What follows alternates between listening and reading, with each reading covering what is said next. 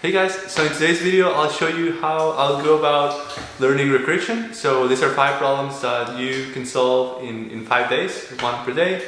Let's get into it. Here's a list of problems. I'll go over each one of these. The first part, the first 4 are kind of like on the easier side, things to get you going.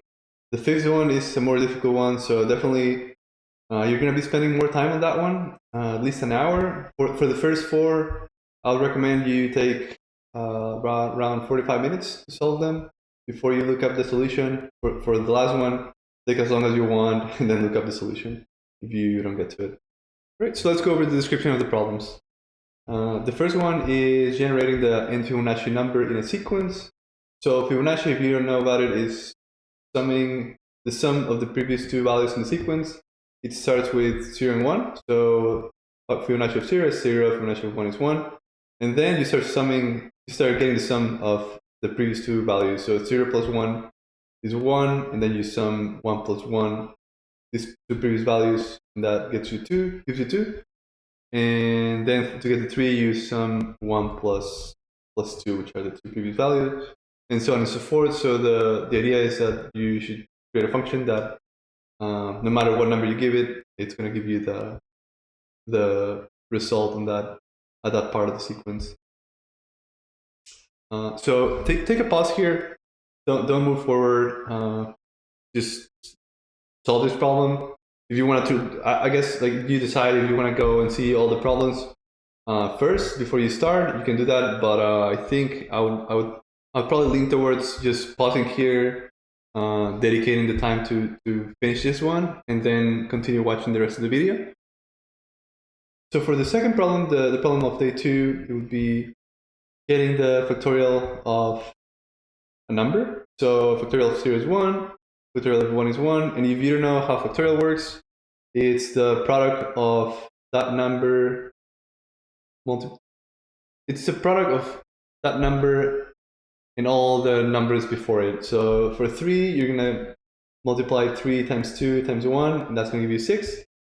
So for 4, it's the same thing, 4 times 3 times 2, that gives you 24, and so on and so forth. The bigger this number gets, the bigger the input, the bigger the output is going to be. So it's kind of like, so it follows an exponential graph, but anyways, that's the problem. So for all of these, you shouldn't use for loops at all. You should use recursion, which is calling a function within a function. That's kind of the point of the video, but just to make it clear, you should not use for loops or while loops when you're doing these problems. The next one, for day 3, it's going to be find the power of n using recursion. So you give it a base number, and then what you want to get the power of that number. So for the power of 2, 4 to the power of 2 is 16, 4 times 4. 4 to the power of 3, 64, 4 times 4, 4 times 4. So you could give this function any base and any exponential, and it'll get you the right result.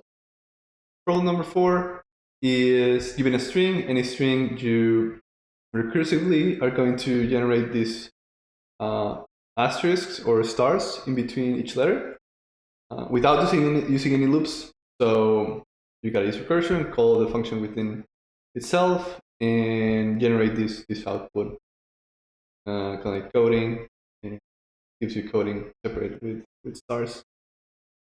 For the last one, it's called n permutations of. So given a list of elements, in this case letters, generate all the permutations of size 3 for all these values. So for ABC, you're gonna generate all the combinations of length 3 that ABC can make. So A for instance, AAB, ABA. So you're gonna go through all the combinations that you can make with these 3 letters, all the way through CCC. I guess like these are ones that contain A and B, and then you're gonna do AAC, ACA, CAA, ACC, CCC. So all the way, all the permutations that contain these 3 characters, and generate those. This is the trickiest one. I'll post a link in the description with the solution, or a place where you can look at the solution. I'll probably make another video with all of the solutions, but I think it's still pretty good if you like go through this and try to solve them, even if you don't have the solutions. But feel free to look them up if you get stuck for a long time. Don't feel bad at all. It's part of the process. Coding is just you're gonna learn as long as you practice. So it doesn't matter if it takes you 10 minutes or 10 hours, as long as you learn. That's what matters at the end. So that's about it. I wanted to give you guys some guidance on how to learn recursion. If this was helpful, feel free to subscribe. It helps the channel grow and it helps me create more videos. So thank you. Bye. See you on the next one.